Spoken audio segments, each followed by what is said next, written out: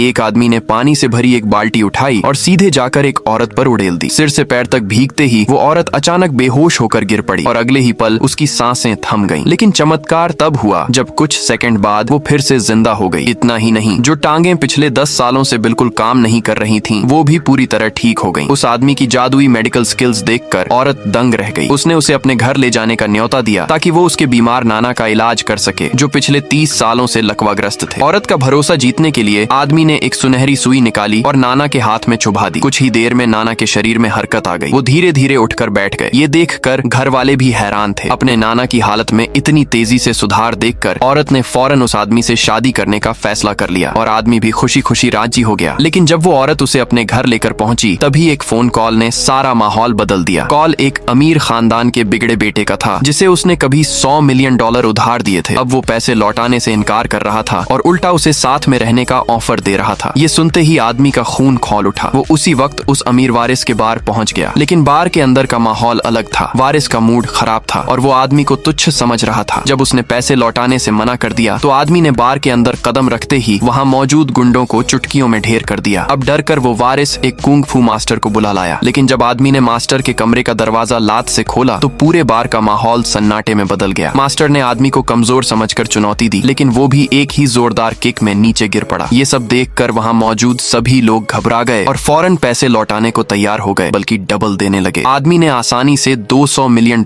हासिल किए और सीधा घर लौट गया। जब उसने अपनी बीवी को सब बताया तो उसकी आंखों में इज्जत और प्यार और भी बढ़ गया।